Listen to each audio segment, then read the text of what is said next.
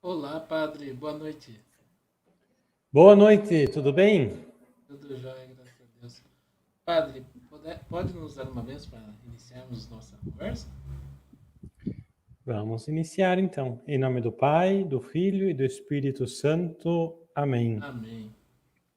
Pedimos que Deus abençoe a todos nós, aqueles que estão nos acompanhando neste momento, neste iniciozinho de Quaresma, para que a gente possa renovar a nossa adesão a Cristo, aos nossos propósitos que nos fazem percorrer este caminho de santidade.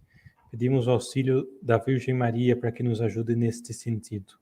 Ave Maria, cheia de graça, o Senhor é convosco. Bendita sois vós entre as mulheres, bendito é o fruto do vosso ventre, Jesus. Santa Maria, Mãe de Deus, rogai por nós, pecadores, agora e na hora de nossa morte. Amém. Nossa Senhora das Estrelas, rogai por nós. São Caetano, rogai por nós. Então vamos lá, já que o senhor já fez uma pré-introdução à questão da Quaresma, né? Uma perguntinha. Quais os pilares da Quaresma? Ontem eu compartilhei até no meu perfil do Facebook a mensagem do Papa Francisco a respeito da campanha da fraternidade, né? E ele ressalta muito bem quais são esses 3 pilares fundamentais, que é a oração, o jejum, a oração que é penitência, né? O jejum e a esmola, que são esses 3 modos da gente olhar para si mesmo, olhar para Deus e olhar para o próximo, né? A gente sempre tem que viver esta tríplice dimensão. Com a oração, a penitência, eu olho para Deus. Com o jejum, eu olho para mim mesmo. E com a esmola, eu olho para o próximo. Eu faço essa caída, né? Deus, eu e o próximo. Essa linha que vem horizontal e vertical na direção do próximo. Então, daí sempre nessa ordem para não ter nenhum tipo de erro, né? Porque daí a gente não é nem vamos dizer assim, habitolado só na oração, nem vive só na utopia da oração, mas também não é só no assistencialismo, né? Você tem essas 3 dimensões unidas. Quais seriam as formas de mortificação? Existem vários tipos, não é? O que a gente sempre tem que lembrar é que a penitência ela deve ser entendida de 2 sentidos. Às vezes, quando a gente vai se confessar, no final da confissão a gente fala assim, qual é a penitência? Esse é um tipo de penitência, mas também existem outros tipos de penitência. A penitência que o padre dá na absolvição é aquela que serve para a gente remediar o erro que a gente fez com o pecado. Mas existe também a penitência, como você disse, que a gente entende como mortificações, que são aquelas coisas que a gente se propõe a deixar de fazer ou a fazer para nos ajudar a não pecar mais. Essa é a diferença, não é? A palavra de Deus falava, e o catecismo nos ajuda nesse sentido, que a gente se privar de algumas coisas é um tipo de mortificação. A gente se dedicar aos outros é um outro tipo de mortificação. Por exemplo, visitar aqueles parentes que faz tempo que eu não visito nesse período agora. É uma mortificação, ainda mais se com esses parentes eu não tenho um contato muito bom, tive alguma dificuldade, alguma inimizade, né? Rezar pelos aflitos, pelos prisioneiros, pelos estrangeiros, é uma mortificação. Deixo de rezar por mim mesmo, pelos meus interesses, e rezo pelas outras pessoas. Ocupo o tempo da minha oração com os outros, né? São diversos tipos de mortificações que a igreja entende que nos ajudam nisso, a fazer com que a gente, em qualquer sentido, se punindo, a gente consiga ser melhor, né? Quando for pecar outra vez, falar, da última vez eu pequei e a minha penitência foi essa, então eu prefiro evitar. Né? Fazer ao máximo para evitar, né? Para evitar. Para não ter... O senhor mencionou a questão que a mortificação é um dos tipos de penitência, né? Uhum. Qual seria algum outro tipo de penitência? Sempre a penitência ela tem esse caráter de mortificação, não é? De abnegação, de você abrir mão de alguma coisa tendo uma coisa maior como objetivo, como meta. Mas, por exemplo, na antiguidade, no início do cristianismo, o período em que a pessoa esperava de quando ela entrava na igreja até que ela pudesse ser batizada era um período de penitência. Então, a vida cotidiana dela, ela vivia uma vida de penitência, não é? Com privações, com mortificações nesse sentido que nós dizíamos anteriormente, mas também com ações, né? Eu dizia na missa que eu celebrei ontem, celebrei hoje também, dizia assim, a quaresma não é só a gente não fazer algumas coisas, é também a gente fazer outras coisas que a gente não faz com frequência, né? Ah, sim. É, o senhor mencionou a questão da missa de ontem, foi a missa de cinzas, né? Uhum. Quarta-feira de cinzas. Quando teve origem a prática das cinzas? A palavra de Deus já do Antigo Testamento nos fala, né, a respeito do caráter das cinzas. As cinzas, elas não são uma coisa agradável, né? Tem gente, por exemplo, que, como eu, quando vai na praia, a areia da praia incomoda, né? Porque ela gruda na pele ali. As cinzas têm um pouco esse caráter também. É uma coisa incômoda, é uma coisa que suja, né? Deixa a gente meio sujo quando coloca na testa, se cai na roupa suja. Então ela tem esse caráter de incomodar, antes de tudo, para que a pessoa que coloca as cinzas, né? A palavra de Deus dizia no Antigo Testamento, colocai a cinza sobre as vossas cabeças, não é? Para que todo o corpo seja, vamos dizer assim, tomado por estas cinzas. No sentido disso, a frase que nós dizíamos ontem, né? Recorda-te que sois pó e que ao pó voltarás. Não sois nada de especial, sois pó.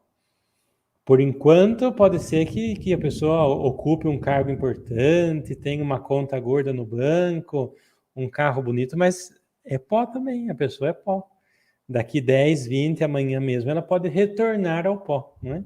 Então, esse sentido de uma coisa que nos incomoda, que deve tirar a gente do nosso eixo principal de comodidade e fazer a gente refletir sobre essa nossa finitude, sobre a necessidade nossa de conversão.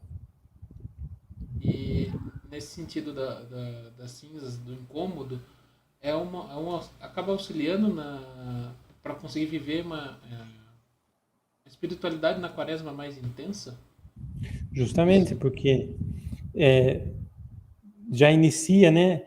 Com a quaresma se inicia com esse sinal. Lembre-se que você é passageiro, que você é pó. Por isso, como você é pó, como essas cinzas, você tem, vamos dizer assim, você tem esses 40 dias. Pode ser que você não chegue nem no final desses 40 dias. Por isso, lembre-se que você é pó. A gente veste de roxo. O roxo quer lembrar, no período da quaresma, não quer lembrar luto, mas quer lembrar recolhimento, quer lembrar que a gente tem que olhar mais para nós mesmos. Então, tem um pouco esse sentido, né? Você inicia já com esse sinal forte. Eu sou o pó. E eu sou um pó que vou tornar ao pó. Por isso, a igreja me dá esse tempo agora, esses 40 dias, para que eu, fazendo essa minha reflexão, possa, olhando para mim mesmo, para a minha vida, para aquilo que eu faço, dizer, não, peraí, isso que eu faço, tenho que deixar de lado. Aquilo que eu não faço, eu tenho que fazer mais, porque eu vou voltar para o pó, cedo ou tarde. Sempre é um período que é uma análise que nós devemos fazer, na verdade, todo o tempo, né? Aquilo que se faz de errado, aquilo que se faz de certo, o que se deve evitar e tudo mais.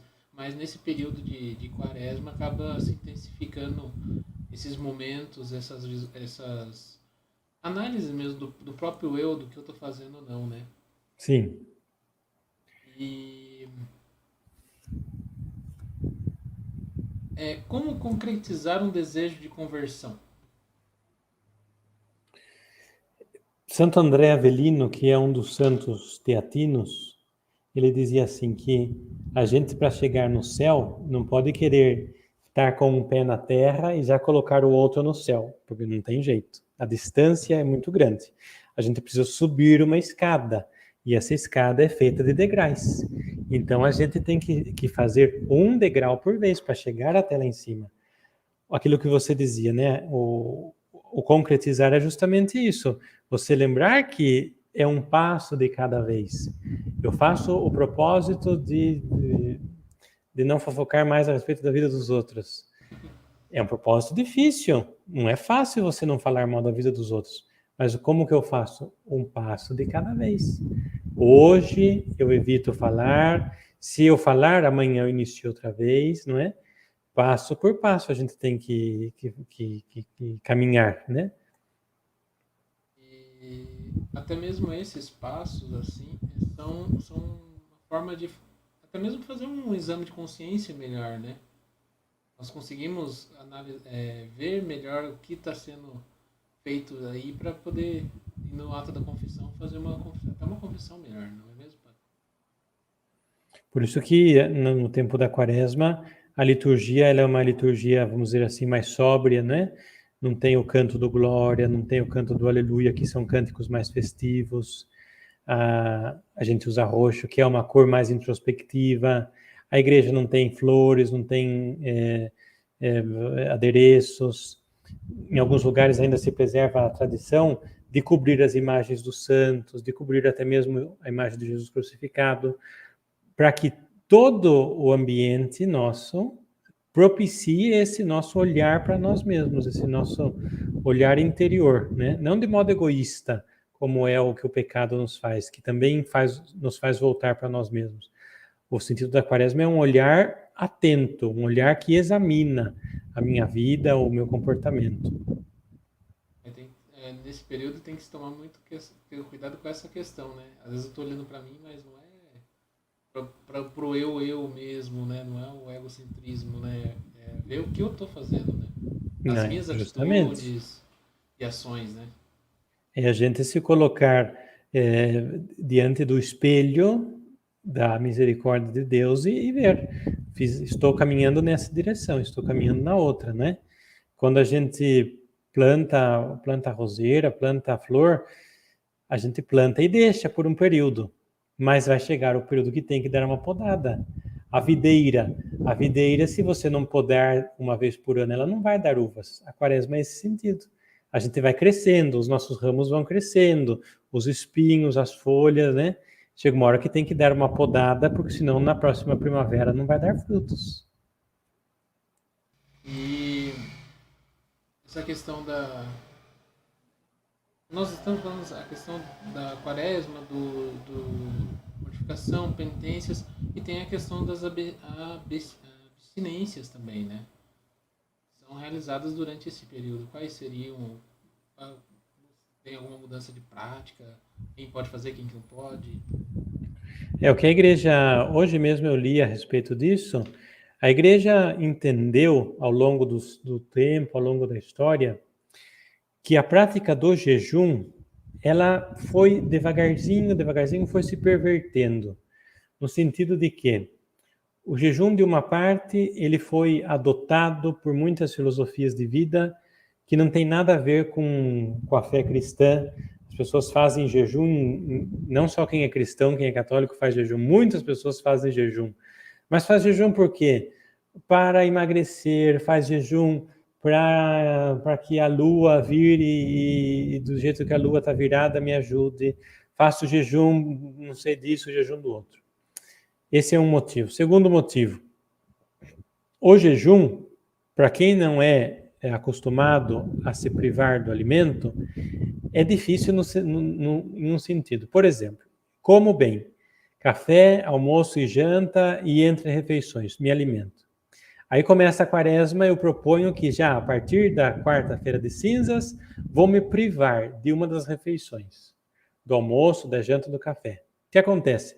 O meu corpo estava acostumado a ter as 3 refeições. No dia seguinte eu paro de me alimentar.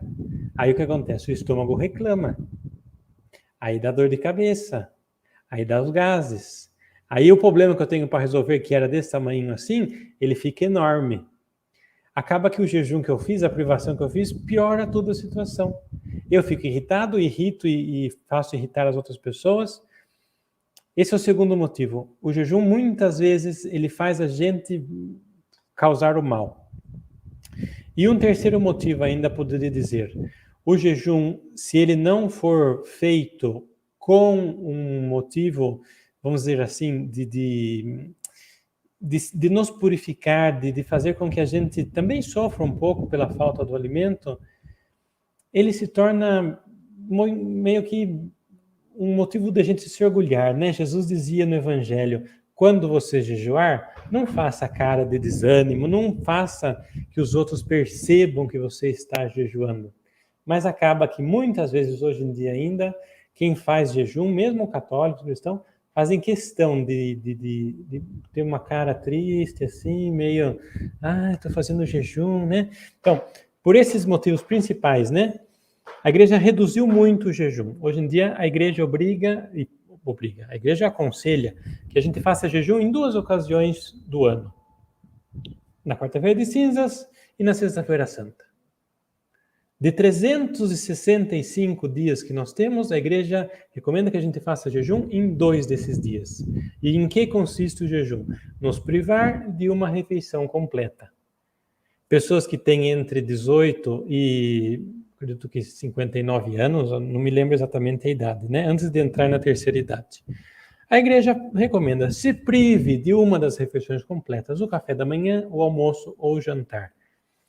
E aí entra o outro pilar da quaresma, que é a esmola. E é uma coisa que já diziam os santos padres da igreja, em especial Tertuliano, São Cirilo de Alexandria. Quando você faz o jejum, quando você se priva de um alimento, o alimento que você comeria não é para ficar no seu armário, não é para você não comê-lo, é para você dar para alguém. Eu me privo de um alimento, me penitencio, me converto, mostro para mim mesmo, para o meu corpo, que eu posso me abster daquele alimento, mas faço um outro bem, um bem para o outro. Saio do ciclo do egoísmo, né? Que eu posso cair como posso dizer assim, da prepotência, né? De dizer, eu jejuei. Não, eu jejuei, me abstive, mas cooperei com o bem do outro, né?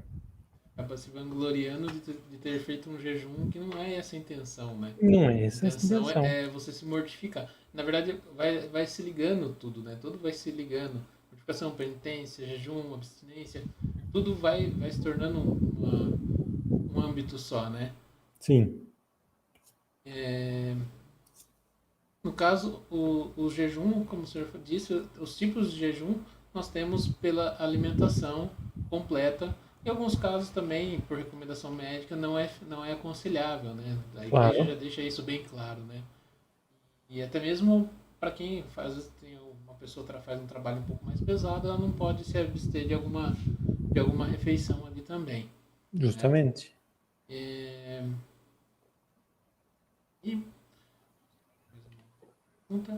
Aos os irmãos que estão assistindo, se quiserem enviar perguntas, fiquem à vontade, que a gente nós vamos olhando aqui e já vamos fazendo ao padre, tá? Podem ficar tranquilos quanto a isso. Às vezes as pessoas ficam um pouco envergonhadas, né, padre, para fazer pergunta. Pode fazer, que o padre tá aqui. Não faço pergunta muito difícil, porque eu estou sem nada aqui. Não tenho nem a Bíblia não tenho dentro dos olhos aqui. Padre, nós falamos a questão desse período de quaresma para fazer uma boa confissão também.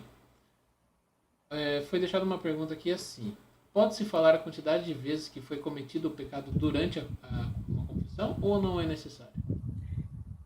Eu diria que faz parte essencial da confissão, é que a gente não é habituado. Por um motivo muito claro, a gente não se confessa com a frequência que deveria, não é? Na confissão, ou já desde o Concílio de Trento, e isso depois o Vaticano I e o Vaticano II renovaram isso, na confissão a gente deve dizer o tipo do pecado, a quantidade de vezes, a circunstância do pecado, Porque senão, né? Pequei contra o primeiro mandamento. Como você pecou contra o primeiro mandamento? Como é que você não amou a Deus sobre todas as coisas? Eu não amei Deus sobre todas as coisas porque eu preferi assistir o jogo do Palmeiras em vez de ir na missa. Uma ocasião. Uhum. Na ocasião, você já deu a circunstância que foi assistir o jogo porque você é palmeirense, a quantidade que foi uma vez e a matéria, que é amar a Deus sobre todas as coisas. Por quê? Essas três questões mudam totalmente a palavra é feia, mas não tem outra palavra no nosso vocabulário. Para que o juízo que o sacerdote dá seja adequado. Eu, sacerdote, quando escuto uma confissão, nos meus ouvidos eu escuto como juiz, mas também como um doador, um distribuidor da misericórdia de Deus. Eu não posso, quando a pessoa chega para mim e confessa um pecado grave, eu não posso dizer, que muito bem, você fez, isso. Eu não posso dizer isso. Eu tenho que ser como Deus é, justo, mas também misericordioso. Eu não consigo ser justo nem misericordioso se a pessoa não diz qual foi o tipo do pecado, a quantidade de vezes e o contexto no qual ela pecou. O exemplo clássico, não é? Você roubou o pacote de bolacha porque você não tem nada para comer na sua casa e os seus filhos estão passando fome e a última opção que tinha foi você roubar aquele pacote de bolacha? Ou você, por diversas outras circunstâncias, tendo tudo na sua casa, não te falta nada, você subtraiu alguma coisa de alguém?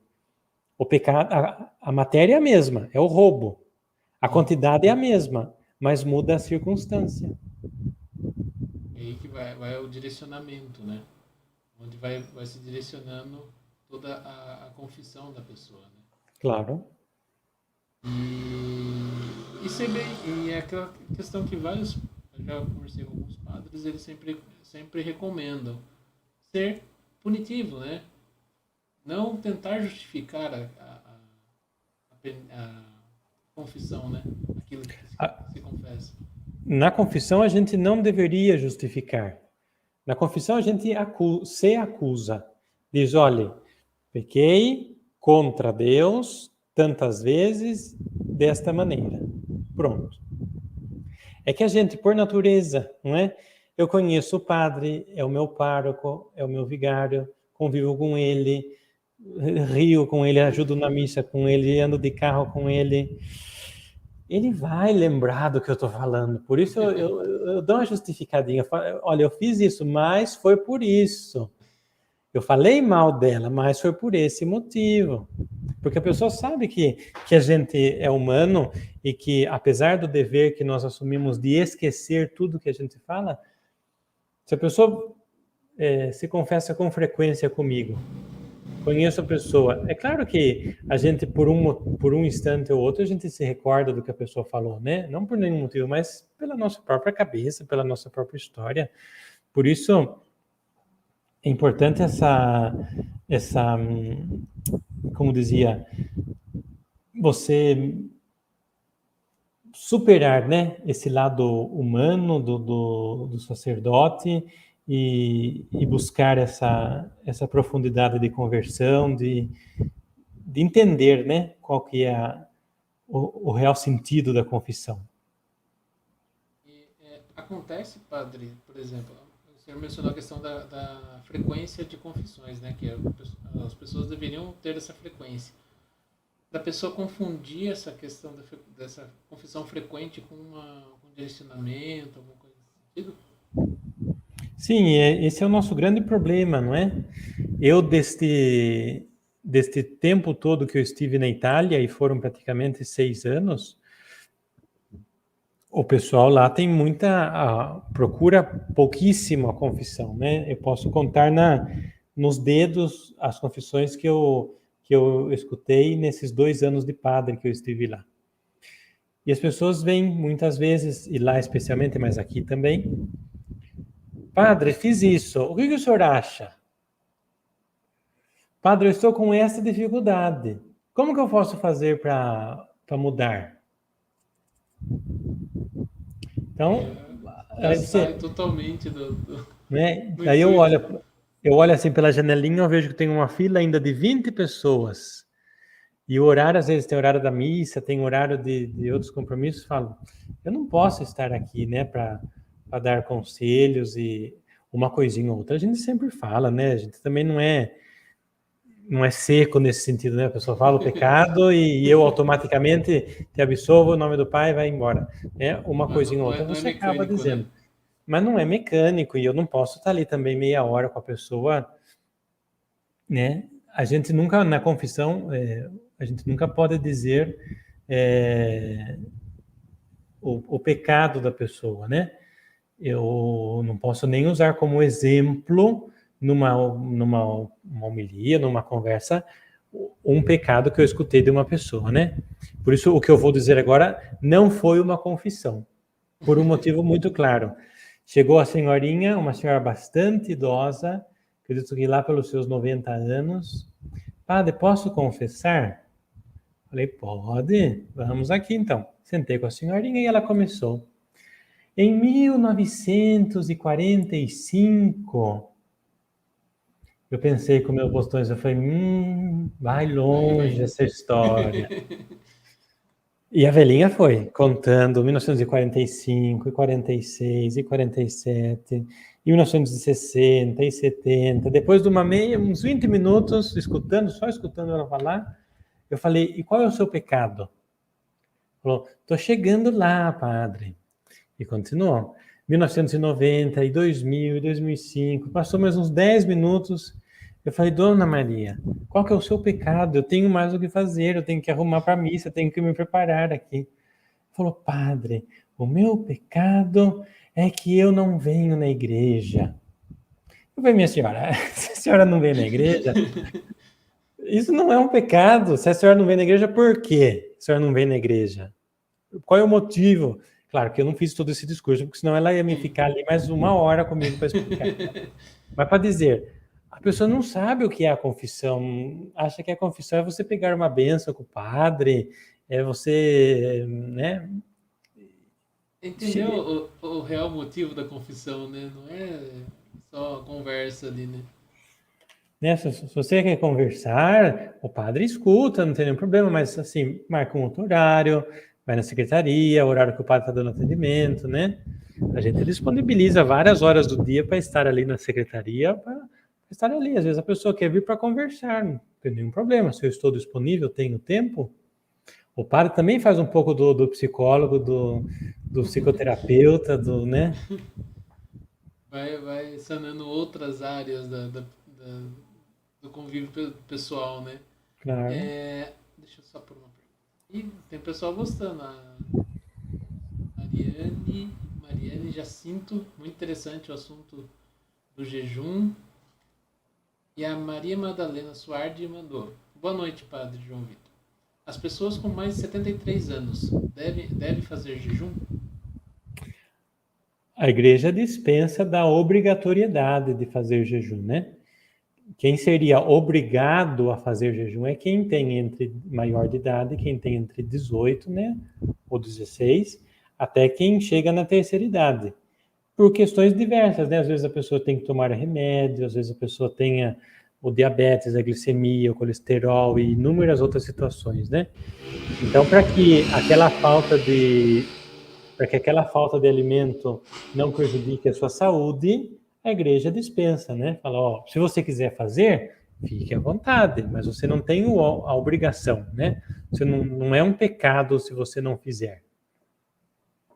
Então daí ela já pode ficar mais Fica tranquila quanto a dispensado, isso. é que nem o voto, não é obrigatório, depois dessa idade, né? Uma outra coisa. Quais são as obras de misericórdia, Padre? As obras de misericórdia, agora você me pegou bem pegado mesmo, mas assim, em linhas gerais, né? Em linhas gerais, as obras de misericórdia se fundamentam naquela passagem do Evangelho que Jesus diz assim: tive fome e você me deu de comer. Tive sede e você me deu de beber. Estive doente e você foi me visitar. Estava nu e você me vestiu. Eu era estrangeiro e você me recebeu na sua casa.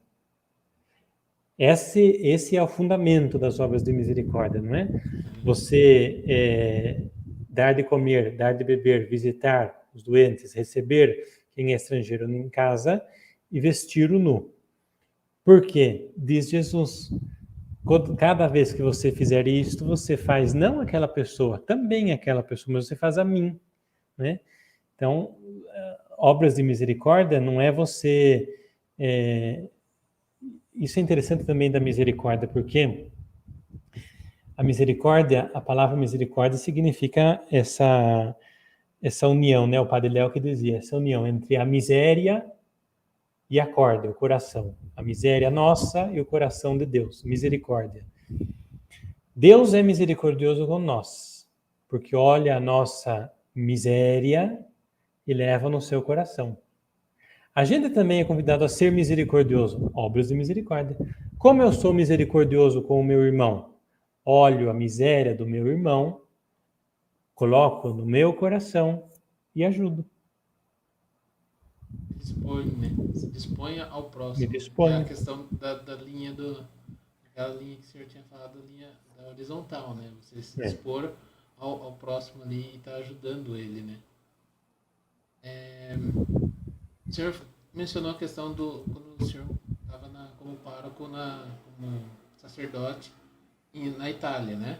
Uhum. Além dessas confissões que haviam lá, o que mais chamou a atenção do senhor comparando o sacerdócio na Itália e no Brasil?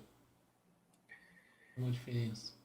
Eu devo dizer que a experiência enquanto sacerdote que eu tive na Itália, ela, em um grande modo, ela foi muito impactante negativamente.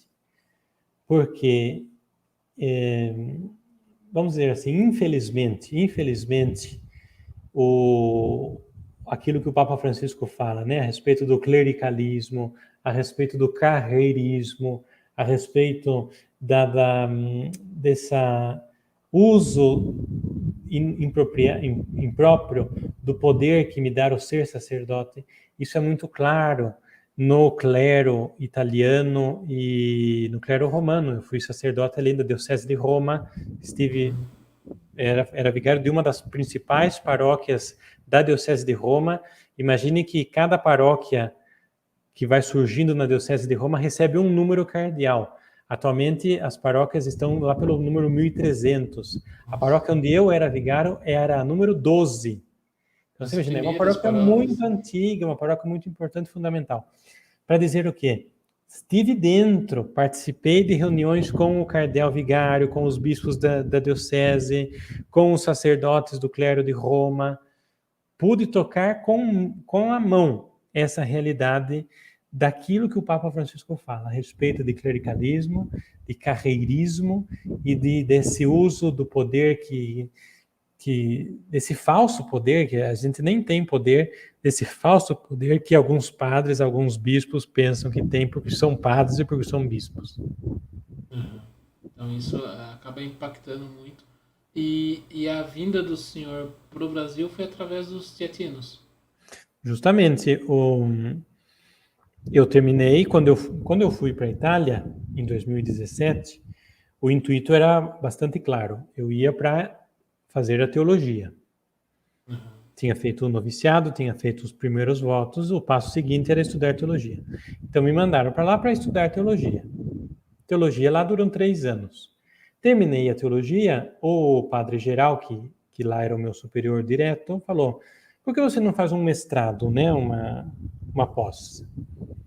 Eu falo, tá bom, vamos ver, né? Fui ver a questão do direito canônico, fui ver a questão da moral e acabei optando pela moral. O mestrado são 2 anos, então outros 2 anos de estudo. Cheguei nos 5 anos. Quando eu fui para lá, o meu superior daqui do Brasil, ele falou, você vai por 5 anos. Então terminei os estudos, terminei os 5 anos. Então quer dizer, mais tarde ou mais cedo a gente volta, né?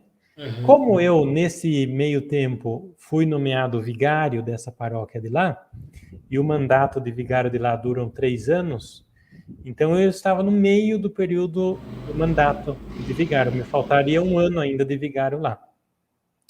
Então, o padre provincial daqui do Brasil me ligou e disse: Padre João, nós recebemos a proposta dos bispos, vamos abrir novas paróquias, novas linhas de trabalho aqui no Brasil e precisamos da sua ajuda para cá. O senhor gostaria de voltar? Me perguntou o padre, né? Não precisava nem 2 vezes, né, padre? Eu falei: olha, deixa eu pensar, né? Não, E ainda. porque apesar de ser vigário de lá e ter esse vínculo que eu tinha lá ainda até janeiro do ano que vem, até 2024, mas por diversos motivos, um desses é essa experiência, infelizmente negativa que eu dizia para você com o clero, me fizeram no mesmo momento dar já uma resposta para o padre, né? Dizer: o que vocês decidirem, eu aceito e não tenho nenhuma dificuldade, né, para voltar, vamos dizer assim. Uhum. E até mesmo essa questão da dificuldade que o senhor teve lá, a questão dos fiéis também, né? O senhor havia comentado algumas vezes que eram difíceis ter os mesmos fiéis, né? A Era uma falta pastoral, total. a vida pastoral na Itália, na Europa de um modo geral, porque eu pude conhecer outras realidades da Europa, ela é uma vida muito difícil e muito exigente e não é em nenhum sentido recompensadora. Não que a gente busque recompensas. Eu nunca me tornei padre para ser recompensado pelo que eu faço, mas eu sou um homem que me tornei padre. Então, algum modo de ser recompensado a gente busca, a gente espera. E lá você não tem exatamente nada, nenhum, né? O grande problema que eu vejo lá do clero na Itália é que os padres na Itália, eles são pagos, quase metade do seu salário são pagos pelo governo. E o governo tira dinheiro de onde para pagar os padres? Dos impostos. Então, o que acontece? O povo se acha muito no direito de exigir dos padres como se os padres fossem os empregados do povo. Está entendendo? Entendi. Eu pago, o meu imposto vai para pagar o seu salário, então o senhor tem que fazer aquilo que eu quero que o senhor faça. Falo: não, dona, mas olha, eu já tenho celebrar a missa aqui às 18 horas, eu já tenho as intenções da missa, eu não posso colocar outras intenções. Ah, então é questão de dinheiro que você está falando? Tem aqui, ó, 500 euros. Achei. Você quer 500 euros? Eu te dou 500 euros para celebrar a missa. Então as pessoas têm muito essa impressão de que que os padres são funcionários do governo para servir as pessoas. A gente é funcionário e a gente serve o povo, não estou dizendo disso. Mas a gente também tem que entender que as coisas têm limites, não é verdade? Acaba se distorcendo os valores na questão do valor moral, né, padre? Distorce totalmente, né? Acha que tudo é questão de monetário, né? E não é. Tem muito Monetário. outras coisas. Né? E lá E também uma outra questão é que as pessoas elas não querem assumir compromisso. Então você vai celebrar a missa e você vê assim: aquela senhora lá, ela já veio ontem. Aí você observa. Aí amanhã você vê que ela tá também. Aí você vai lá e fala assim: olha, dona, será que a senhora podia ler na missa hoje para ajudar a gente? Aí a pessoa fala: hoje eu leio. Como diz, não me peça mais. não peça Hoje mais. eu posso ler, né? E se você insiste e pede para que ela leia também no dia seguinte, aí ela muda de igreja, ela não vem mais. Ela não quer assumir compromisso. E isso é Às uma vezes coisa acaba, muito característica em muitos lugares por lá. às vezes acaba indo à missa, mas não vivenciando a missa, né? Ela vai à Não, missa por um hábito, mas por um não para hábito, vivenciar aquilo. justamente. Para Né? assistir a missa, né? Só para, em vez de participar do todo o ato litúrgico, não, ela tá ali só para literalmente assistir o que está acontecendo, né? Justamente. Então isso. E a vinda do senhor para cá. qual foi o sentimento da vinda do senhor, a hora que chegou, não, agora eu vou assumir, vou estar como vigário em uma paróquia. Qual foi esse sentimento do senhor? Antes de tudo, medo e uma certa preocupação, né? Porque sou padre fazem 2 anos e 2 meses. A experiência de padre que eu tenho é na Itália e é com essa realidade que eu comentei um pouco. Vindo para cá, que é uma realidade totalmente diferente e enquanto que lá a exigência e a cobrança que tinham, apesar de serem pesadas, mas eram mínimas, aqui a exigência é enorme, né? A cobrança é muito grande. E então, quando o padre, o meu superior, né, o padre Rafael, confirmou, falou: Padre João, você vai para Lençóis Paulista para ser vigário lá e também em Borebi, na outra paróquia. A paróquia assim é assado, e a gente espera isso e aquilo de você, o bispo espera isso e aquilo de você e do pároco. Então a gente, como disse, né, receoso e medo, né, Apreensivo. apreensivo e ansioso também para que chegue, para que consiga vir, né? Eu acabei de chegar, por assim dizer, né? Hoje é dia 23 de fevereiro, eu cheguei no Brasil fazem 20 dias, então eu ainda estou, como diz, assentando, né? Colocando os pés na... Eu cheguei em Guarulhos dia 1º de fevereiro, dia 3, 4 de fevereiro eu já vim para cá, então já vim e já, como assim, diz, Já, nada já, né? Não já, foi não foi na praia, né? Já jogaram no uhum. mar, assim, já, né? Já nada no fundo, já. Já Então, vai direto pro fundo, já. Não é é. nem rasinho, vai ficando mais fundo, já vai. E ainda eu lembro muito bem na ordenação do senhor que eu tive o prazer de poder fotografar, registrar totalmente ela. E foi um momento espetacular, né? O senhor mencionou 2 anos e 2 meses, nós estávamos lá juntos, né? Justamente. Vivendo todo aquele momento, todas aquelas emoções com seus pais, com a sua irmã. Então, isso foi muito importante para todos, né? Ainda mais para nossa paróquia, Nossa Senhora das Estrelas, que o senhor é daqui, né? A ordenação, mas também a profissão religiosa de padres, de freiras, são ocasiões muito importantes, principalmente para isso que você dizia, para a comunidade, né? Para que as Uhum. pessoas da comunidade vejam que, como disse, as nossas orações, o nosso trabalho, o nosso esforço, não é só para ganhar mais dinheiro, para aumentar o dízimo, para pintar a igreja, para reformar a igreja, mas é também para construir o reino de Deus, através de pessoas que se dedicam, que se decidem em seguir Jesus, através dos votos, através da vida religiosa, né? Então, isso incentiva a comunidade a se dedicar também para isso, coisa que ainda tem muito pouco, né? Grupos de pessoas que rezam e que se dedicam pelas vocações, dedicam até mesmo materialmente falando, né?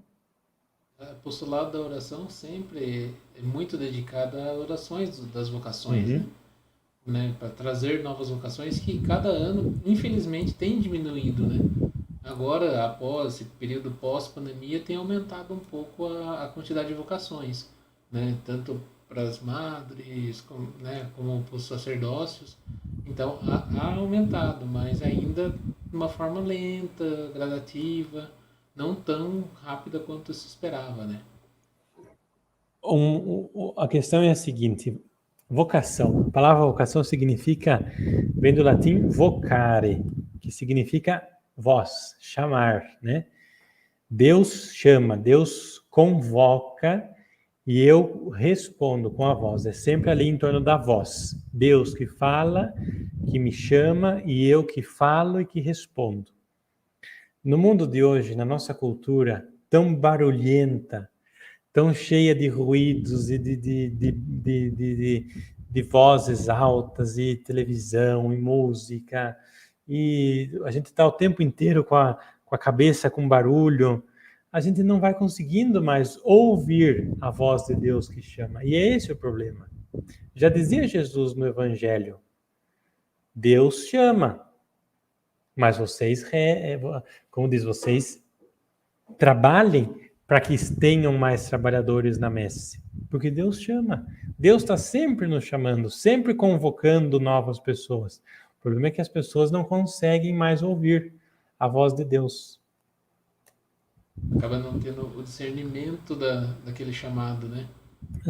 A vocação, muitas vezes, ela, como diz, a que a gente vê na internet, às vezes, né, essas criancinhas assim, que pequenininha já reza a missa, já se veste de padre, pode acontecer, não estou dizendo que não acontece, mas são raras essas ocasiões.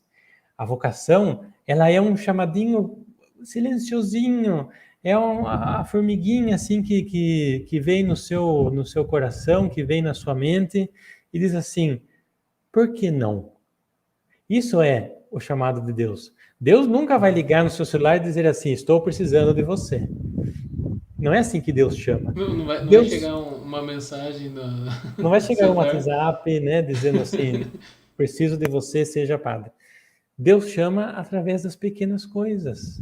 O profeta caiu o raio, achou que Deus estava no raio, não estava no raio. Veio o terremoto, Deus não estava no terremoto. Veio os ventos fortes e que derrubavam, Deus não estava. Veio a brisa suave, que ele apenas sentia no seu rosto. Ali Deus estava. E essa é assim a vocação também, o chamado.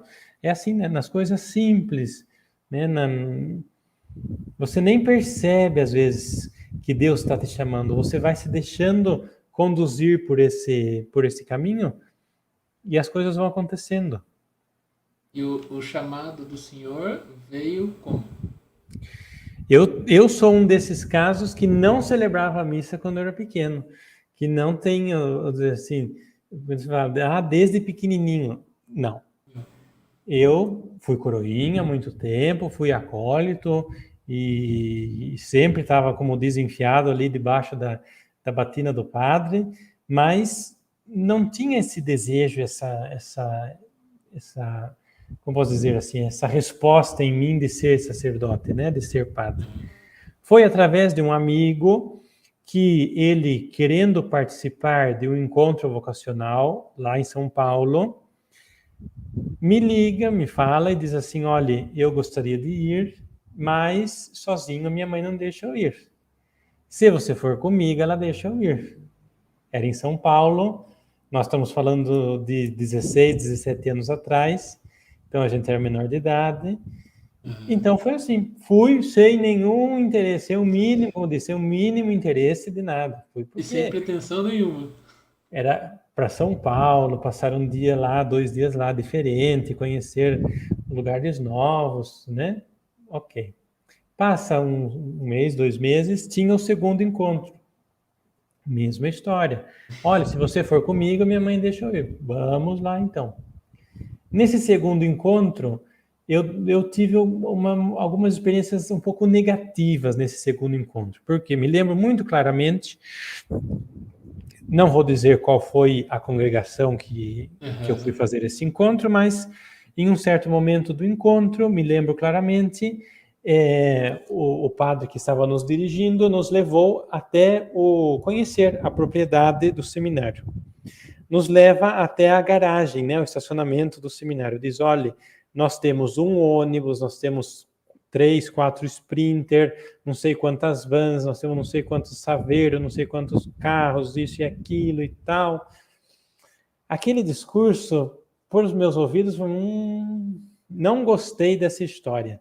Por que no encontro vocacional, que nós fomos chamados aqui para entender, para responder ao chamado de Deus, esse padre vem nos falar a respeito de quantos carros eles têm? Bens materiais, né? Não fui muito com essa história. Volto para Itapetininga, passa mais um tempo. Na época, o pároco da Paróquia das Estrelas era o padre Edilson, e ele assinava, o nome dele, né? Edilson de Godoy, vírgula, CR. E sempre foi uma curiosidade nossa de criança, de coroinha, de acólito, saber o que significava este CR, que ele punha depois o nome dele. O bispo também punha, né? Nós falamos: o que é isso de CR? Aí fui perguntar um dia para ele, falei: padre, o que é? Ele falou: significa clérigos regulares. O que é isso? Falou, eu pertenço à ordem dos clérigos regulares, também chamados de padres teatinos. Nós estamos lá em fartura, isso e aquilo, e falou, explicou e tal. Eu fui falar com aquele meu amigo e falei, olha, vai ter um encontro lá em Aí foi fartura. invertida, inverteu a história. Você não quer ir comigo? Senão minha mãe não deixa eu ir, né? Então, nós fomos. Ali, naquele encontro, as coisas mudaram um pouco, porque quando nós chegamos, o ônibus Fartura, para quem não conhece Fartura, é uma cidade pequeniníssima. São, não sei, 10 mil habitantes, mas a maioria das pessoas mora no sítio, uma cidade bem, bem mesmo pequena. E o seminário fica afastado da cidade. E então falei para o motorista do ônibus assim: o senhor nos deixa na porta do seminário? Ou na porta do seminário, tem certeza? Eu falei, por quê? Já fica meio desconfiado, né? Ele falou, não, por nada, eu deixo, ué. Tá bom. Chega a uma altura, tudo escuro, um breu que estava assim, e lá no fundo, lá em cima, assim, uma luzinha acesa. Ele nos deixou e no escuro, completamente escuro, a gente não tinha celular. Uhum. Fomos caminhando assim, pedra, buraco, quase caímos, eu e ele, carregando a mala, a mochila. Falei para esse meu amigo, falei, onde é que nós fomos nos meter? Tinha conhecido os outros dois seminários, né, de São Paulo e de Piracicaba. Uhum. Chegamos ali, aí nós fomos entrar assim na garagem do seminário, tinha um trator O outro de que tinha um trabalhar na monte de roça. carro. Aí esse meu amigo falou assim, João, tá vendo qual que é o carro aqui do seminário? Eu falei, tá bom. Daí nós chegamos, tal, tinha um seminarista que nos recebeu e falou assim, nós estamos esperando vocês aqui, vocês estão com fome? Tem bolo e tem bolacha. Eu, na minha cabeça, bolo, o que era bolo? Era bolo, um bolinho de cenoura com chocolate por cima, um bolinho recheado. O que era bolacha? Era bolacha recheada, passatempo, traquinas e tal. Que é o que eu tinha em casa. Quando ele falou tem bolo e tem bolacha, eu falei, tá bom, vamos comer o bolo e a bolacha. Nos levou até a cozinha, tinha bolacha de água e sal e bolo de fubá. Aquele bolão alto, assim, seco, que não dá nem para engolir direito. O segundo impacto. Falei, nossa, a coisa aqui é radical. No decorrer desse encontro, desses dias de encontro, que, como diz assim, aquilo que eu dizia no início, eu fui percebendo, eu fui me deixando tocar, eu fui escutando, entendeu? Eu acredito que não teve um momento assim, como eu dizia, eu não recebi uma mensagem de Deus e disse assim, eu quero que você seja sacerdote. Foi ao longo do Foi período, né? uma placa assim, direto, mostrando, né? Foram nesses diferentes sinais, né? Eu lembro que nós, durante o encontro, nós assistimos o filme a respeito da vida de Dom Oscar Romero, né? Que é um filme muito forte, muito impactante, né? Justamente para balançar. Nós éramos crianças, nós tínhamos 15 anos vendo aquele filme, nós ficamos todos impactados, mas também contribuiu, né? Foi uma dos passos, vamos dizer assim, né? E foi ao longo do processo, né? E já foi, querendo ou não, foi cativando o coração, né? Vai cativando pelas pequenas coisas, pela simplicidade, vai cativando o coração para permanecer lá, né? Foi. E o amigo do senhor continuou no seminário ou voltou para Itapetininga? Não, ele continuou por um período, depois ele foi para aquele seminário, eu fui para os teatinos, Uhum. continuamos, né, a nossa caminhada, até que depois ele saiu e hoje em dia ele já não seguiu mais o caminho da vida religiosa. Uhum. Tem mais algumas perguntas aqui. O Valdir perguntou: o período da pandemia auxiliou ou piorou na vocação das pessoas? Eu acredito que depende, no sentido seguinte, para quem estava dentro, foi ruim, Não teve as porque pastorais. nós tivemos algumas experiências que chegou, por exemplo, em fartura mesmo, no seminário de fartura, a vigilância sanitária mandou dispensar todos os seminaristas. cada um voltar para a casa dos seus pais, porque era perigoso ficar ali no seminário tantos juntos e tal, né? Então, por isso que isso que piorou, em algum sentido, porque ficaram em casa 2, 3, 4 meses, né? E sem ter aquele acompanhamento, sem ter aquela vida de comunidade, etc. Em outro sentido, ajudou, porque as pessoas estando no seu dia a dia fechadas, convivendo com o pai, com a mãe, tendo mais tempo, talvez, de pensar, de olhar para si mesmo, de dar lado, né, para aquela voz interior da consciência, do coração. Acredito que tenha pessoas que durante esse período tenha maturado uma resposta, né, mais efetiva para Deus. Teve muita questão da necessidade da busca também durante a pandemia, né? Da busca, se bem que muito depois que voltou a abrir as igrejas, muita gente não voltou mais.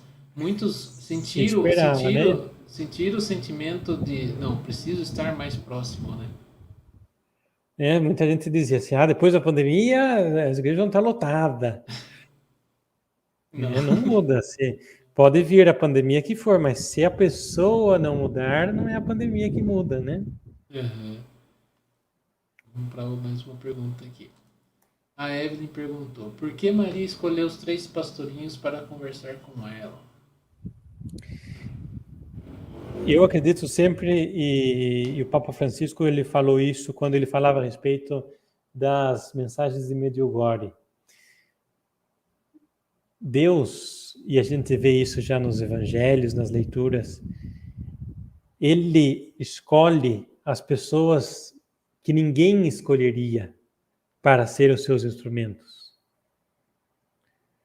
Não me fazendo o falso humilde. Por que Deus escolheu a mim para ser sacerdote?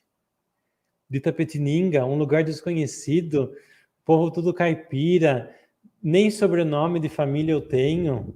Por que Deus escolheu a mim? Por que Deus escolheu Moisés? Escolheu Maria, de um lugarzinho desconhecido, de Nazaré, um povoadinho pobre, mulher, adolescente.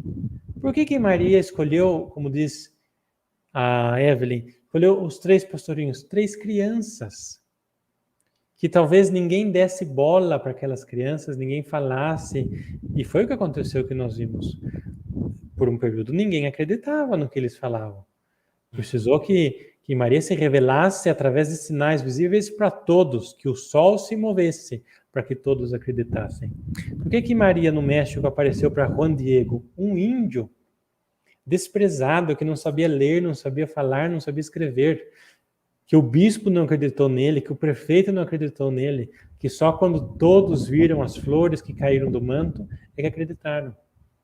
Deus escolhe os pequenos para falar, para se revelar, para chegar até as pessoas. E às vezes até nós acabamos ignorando no nosso dia a dia, né? Alguns atos, algumas situações que nós achamos que é uma coisa e realmente não é. Às vezes é uma mensagem, mas uma presença ali que é para você mudar o seu interior, né? Claro, o que né, a gente chama de a minha consciência falou comigo. Se você é uma pessoa de fé, se você frequenta os sacramentos, a sua consciência é a voz do Espírito Santo. É o Espírito Santo que sopra no seu ouvido, no ouvido da sua consciência, e faz com que você faça um gesto, ou fale uma palavra, ou evite uma palavra, ou evite um gesto, né? Agora, se a gente não escuta, é o que nós dizemos a respeito da vocação, se a gente não escuta a voz de Deus, ou se a gente não quer escutar, se faz de surdo, né? Tem gente que faz de surdo, que tá escutando, tá um martelinho ali martelando, mas a pessoa fala, não, resistente, né? Às vezes a voz não é nem mais um sussurro, né? Ela tá com um trio elétrico atrás da pessoa falando aquele sentido e a pessoa resiste ainda, né? Isso acontece e muito. Vamos lá, tem mais uma pergunta. Quanto tempo, agora do João Guilherme, Quanto tempo o casal tem que ter de namoro para casar?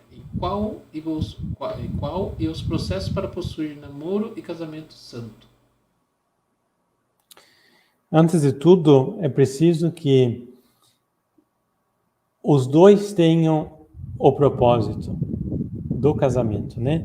Dizia, outro dia eu li um texto a respeito da pastoral familiar que dizia assim: a gente tem que insistir muito com os casais que, se não querem se casar, então nem começa a namorar. Porque o namoro deve ter como objetivo final o casamento. Se o namoro não tem a perspectiva do casamento, então nem namora. Ah, não, namora para se conhecer, como diz, para dar uma acalmada nos hormônios, então não namore. Diz Paulo, quem não tem, então não procure. Se você tem a vocação para o matrimônio, se você tem a vontade de se casar, então inicie o seu namoro. Esse é o primeiro passo. Porque a santidade não é uma coisa que você compra no mercado, não é uma coisa que você, de amanhã em diante, vou ser santo. É um processo. É um processo de caídas, de recaídas, de erguer a cabeça, de dar um passo, de dar dois para trás. O caminho da santidade é assim. Não é uma linha só de subida, é uma linha também de descida, né? A santidade. Então ele dizia, quanto tempo para se casar? Depende. Se você já tem a perspectiva do casamento, você está ali com a pessoa, não sei, eu nunca namorei, você está ali com a pessoa um mês e vocês têm claros os planos de vocês, está tudo certo na vida dos dois, no sentido assim, são maiores de idade, não tem problemas com pai, mãe, aceitação, etc, etc, e conseguem se casar? Pois se casem, né? Qual é o problema? Tem gente que está aí namorando fazem 10 anos e não casaram até agora.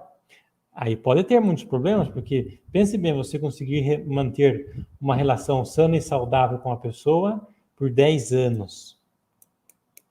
É difícil? Como diz, né, a tua irmã usa a expressão, é difícil você não avançar o sinal. Se você está há tanto tempo com a pessoa, já se tornou tão íntimo da pessoa e ainda não se casaram. Aí já se torna mais delicado, né? Uma situação muito delicada para saber até onde é o limite, né? Claro. O outro. Né? Mais uma pergunta, acabou de chegar aqui. Adriel Moreira. O senhor já pensou em desistir do sacerdócio? Já.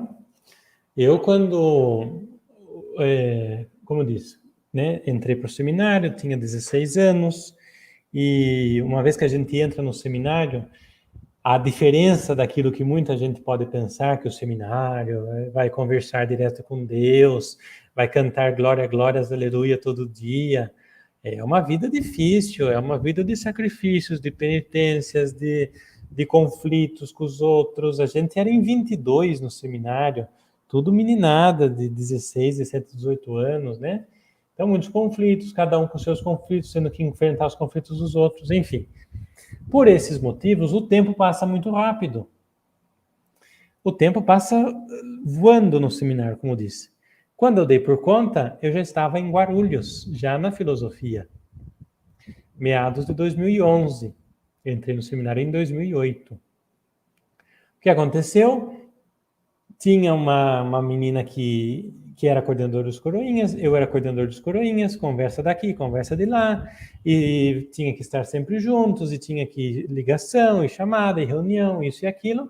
Acabamos que, como diz, nos apaixonamos, por assim dizer, um pelo outro. Eu pensei comigo, falei, puxa vida, eu não, depois de um tempo, depois de alguns conflitos, né, falei, eu não posso, como diz, estar com o pé nos dois barcos, né? Ou em um ou no outro, então saio. E saí do seminário. Pedi a licença para os meus superiores e saí em agosto de 2011. E fiz depois uma experiência na diocese, em Itapetininga, que por diversos motivos não foi adiante. Trabalhei no Souto Frios, trabalhei no Zurique Café, trabalhei na Futuragene, tive diversas experiências de trabalho, de convivências com pessoas, até que pude encontrar nesse trabalho que eu tinha lá na Futuragene, eu trabalhava com plantas. Trabalhava num laboratório de transformação genética, dentro do laboratório, fechado o dia inteiro, eu e as plantas, que não falavam, só eu falava com os meus pensamentos. Então, tinha o tempo inteiro para refletir, para pensar, né, na convivência com as outras pessoas ali também, aprendendo a conviver, a enfrentar os conflitos pelo cargo que eu tinha dentro da empresa. Até que, no final de 2013, eu tomei a decisão, para mim, e acredito eu, muito mais maduro e muito mais decidido que não lá atrás, quando eu tinha entrado pela primeira vez, mas que decisão essa que fez parte daquele processo inicial do discernimento. Os trabalhos que eu trabalhei fizeram parte desse processo de discernimento. Essa relação, por assim dizer, com essa mina, fez parte desse processo de discernimento e de chamada de Deus, né? Por isso que eu digo e reafirmo, não é uma coisa que acontece, é um processo, né? Até que conforme o processo, amadurecendo, né? Eu já era mais velho, eu já tinha tido diversas experiências, até que eu pude voltar. Em janeiro de 2014, eu voltei para o seminário, depois de ter ficado 2 anos e meio fora. Uma outra visão também do que é realmente a vocação, né? Claro. Essas experiências acabaram ajudando para isso, né? A Nayara. Boa noite, padre. Sua bênção. Como vivenciar e ter um santo matrimônio? Essa é marmelada, né? Como que... Essa é marmelada. Não pode, assim não vale. A santidade, ela tem que... Aquele caráter que eu já dizia antes, que a gente tem que entender que é um processo. É muito perigoso alguns pregadores que dizem por aí que a santidade é uma coisa que eu conquisto amanhã. Não. A santidade é um processo. Eu não vou na academia e começo carregando 200 quilos em cada braço. Eu vou na academia e começo carregando 2 quilos em cada braço. Aí eu carrego 5, aí eu carrego 10, aí eu carrego 20. Daqui 1 ano eu posso estar carregando 200. Eu não sou santo hoje, eu sou santo depois que eu morro. É depois que eu morro que eu viro santo. Aqui na Terra é processo. Qual foi o caminho de santidade, se a gente quisesse dar um exemplo, qual foi o caminho de santidade de Madre Teresa de Calcutá? Ela primeiro brigou com os pais, saiu de casa, enfrentou a resistência dos pais em ser missionária, não pensava em ser freira, pensava só em ajudar os outros, depois se tornou freira, teve que mudar de país, foi para a Índia, país tão difícil, enfrentou tantas dificuldades, depois que morreu é que ficou santa. No casamento é a mesma coisa, com uma diferença. São 2 pessoas que estão juntas buscando este caminho. No sacerdócio, sou eu que, em qualquer modo, sozinho, busco esse processo. No casamento, não, são 2. Por isso, quando um tropeça e cai, o outro está de pé e ajuda aquela pessoa a levantar. Quando os 2 caem, um ajuda o outro a levantar. Quando os 2 estão de pé, os 2 se ajoelham para agradecer, porque estão de pé. Tem que ser um processo feito pelos 2. Se um não quer ser santo, o outro dificilmente consegue. Sempre juntos, né? Sempre unidos. Por isso é que se casaram, para que façam tudo juntos. Tendo apenas uma carne, né? Padre, existe alguma oração própria no momento da transubstanciação que o fiel possa fazer durante o ato litúrgico? Não, o missal ele ele não prevê nenhuma oração específica, vai da fé e da devoção das pessoas. O que é importante ressaltar é que é um momento em que todos devem olhar para o que está acontecendo. Tem um costume antigo e algumas tradições que dizem que naquele momento é tão sublime que o que está acontecendo que eu não posso nem olhar. Não. A igreja diz que todos olhem o que está acontecendo, Por isso eu, padre, tenho o dever de que quando estou proferindo as palavras de Jesus e mostrando a hóstia, que o missal diz especificamente, mostre a hóstia para os fiéis. Por isso eu não posso dizer assim, eis o corpo de Cristo dentro do meu bolso aqui. Não, eis o corpo de Cristo, eis o cálice, eis o sangue de Cristo, né? É o momento de olhar para o que está acontecendo. Depois que eu pus sobre o altar e eu fiz a genuflexão, aí as pessoas podem abaixar por um instante a cabeça e tal.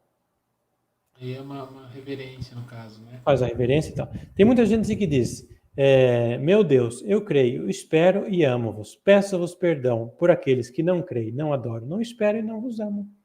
É uma oração. Tá errado? Não tá. Tá certo? Também não tá, no sentido de que não é obrigado, né? Não é o momento. Às vezes alguns podem entender que não é o momento para se fazer essa oração, né? Se a pessoa faz em silêncio, eu não vejo nenhum problema. O importante é que a pessoa olhe para ver o que está acontecendo. É atenção total ali, Atenção ali. No ato. Né? Naquele ato litúrgico, para não. Também para não dispersar até mesmo quem está ao lado, né? Claro. Meu pai falando aqui. Padre, somos os pais do Walker, estamos completando hoje 32 anos de casamento. Peçamos sua bênção. Muito bem. Exatamente hoje, no dia conversando com o senhor, eles completam 23 de fevereiro. Importante a gente sempre relembrar essas ocasiões dos sim que a gente deu a Deus, não é? Por isso que eu gosto sempre de recordar que a data do batismo a gente tem que sempre relembrar, porque foi o sim que a gente deu para Deus. A data do casamento foi o sim que o casal deu para Deus e um para o outro. O dia da ordenação, o dia que eu dei sim, o dia da profissão, né? Porque a gente comemorando essas festas, a gente recorda para o nosso inconsciente mesmo e fala, olhe, você disse sim uma vez, você está querendo renovar esse sim? Né? A gente tem que ajudar. A gente tem que ajudar o nosso inconsciente, o nosso psicológico, recordando, né? Esses passos que a gente deu um dia. Isso é muito importante. Padre, uma outra perguntinha que tem aqui. O que é a SESI? A SESI é esse movimento do corpo, mas principalmente do espírito na direção de Deus, não é? Depois do fim da perseguição dos cristãos, depois da oficialização da fé cristã como a fé do império, que daí as pessoas já não mais eram martirizadas porque não tinha mais perseguição, muitas pessoas, homens e mulheres, escolheram fazer um caminho de ascese como esse caminho de martírio, um martírio sem sangue, né? A ascese tem esse caráter.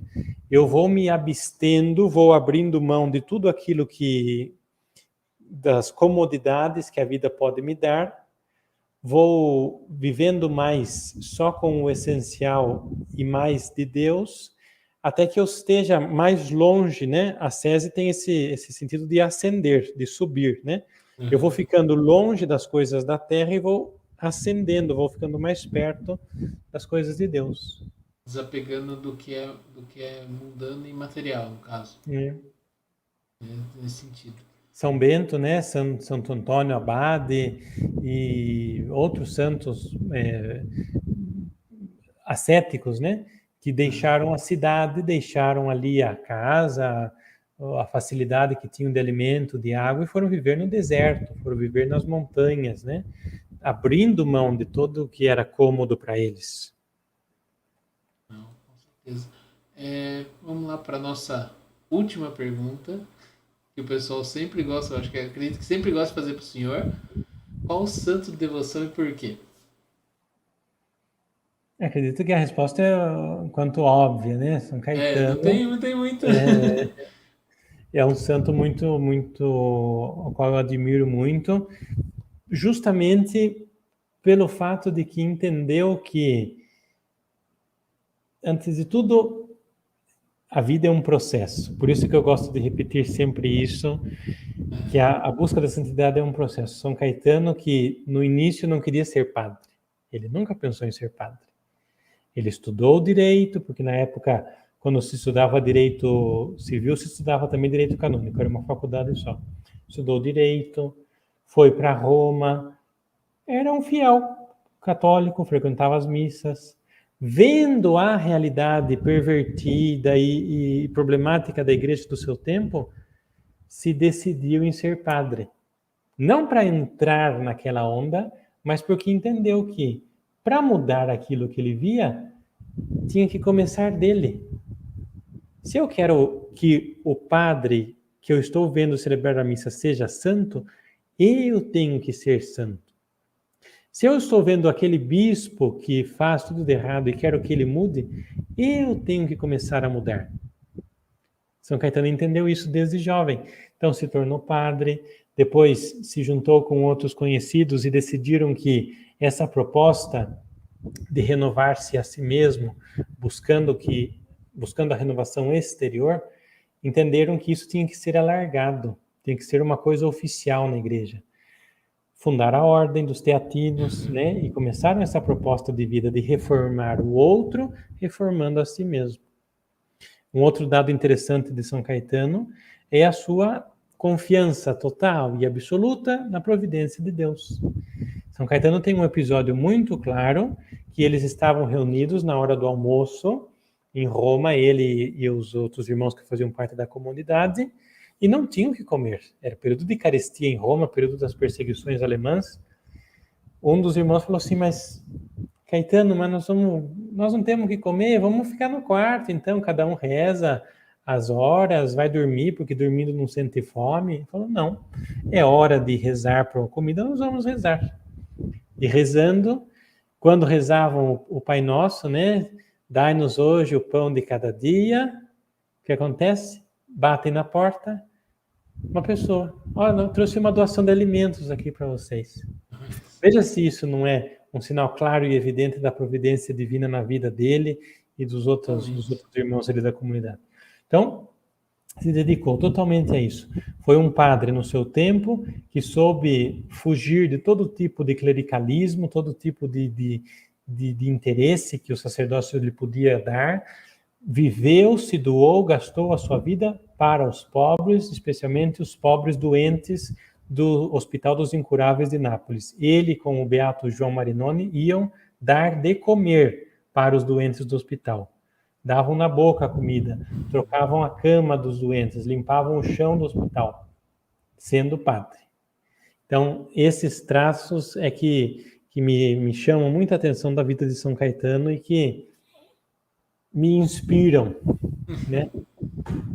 E o senhor chegou a visitar esses locais por que ele passou? Estando lá, tive essa graça, né, de poder passar por todos esses lugares e ver que tudo é real, né? Às vezes a gente tem o ideal de santo, Santo Antônio, lá em Marte. Não, foi homem, viveu aqui nesta terra. São Caetano, fui na casa dele, fui lá na igreja onde ele morreu, fui lá onde estão os ossos dele, toquei no dente dele, que é a relíquia que nós temos dele. Foi um homem como eu, como você, como nós todos. Se ele conseguiu, talvez nós tenhamos também uma chance. Uma possibilidade ainda tem, né? O Adriel perguntou aqui, o senhor voltou para o Brasil depois de quantos anos? Só para a gente recapitular. Eu voltei a definitivo? Acredito que sim. Estando lá, eu pude vir algumas vezes para as férias, né? A primeira vez depois de 2 anos e meio, mas definitivo foram 6 anos que eu estive na Itália. 6 anos lá na Itália. Padre, muito obrigado por essa conversa, esse bate-papo. Acredito que tenha sido muito proveitoso para todos e deu para esclarecer várias dúvidas, desde quaresma, questão de relacionamentos, vocações, atos litúrgicos e tudo mais. Eu acredito que tenha sido muito importante para todos nós. Muito obrigado pela possibilidade, né, de poder ter essa conversa e como disse, de quando cheguei, passei por Itapetininga só de revoada, né, 2 dias só, já Aham. vim para cá, mas estamos aqui agora mais pertinho, né, Agora fica mais de fácil de se todos encontrar. e de se encontrar e estamos aqui trabalhando aqui pelo povo de Deus que nos foi confiado aqui em Lençóis Paulista e Borebi. Peço a oração de todos por nós, pelo povo, né, pelo nosso trabalho que nós temos aqui, aquilo que os nossos superiores nos pediram, aquilo que o povo também nos pede, para que a gente possa ser o mais possível fiel e coerente com a nossa vocação. Amém. Pode dar uma bênção para nós, Padre, por favor? O Senhor esteja convosco. Ele está no meio de Meio de nós. nós. Que pela intercessão de São Caetano, de Nossa Senhora das Estrelas, aqui os nossos padroeiros São Pedro e São Paulo, que Deus Pai Todo-Poderoso, doador de todas as graças, as bênçãos, as misericórdias, possa também no dia de hoje derramar sobre todos nós as suas bênçãos. Ele que é Pai, Filho e Espírito Santo. Amém. Amém. Muito obrigado. Irmãos que Nada. continuaram nos assistindo, compartilhem essa live com seus amigos, familiares, conhecidos, vizinhos e todo mundo, porque é muito importante para todos nós. Muito obrigado e até mais. Tchau, tchau, tchau. Tchau, tchau.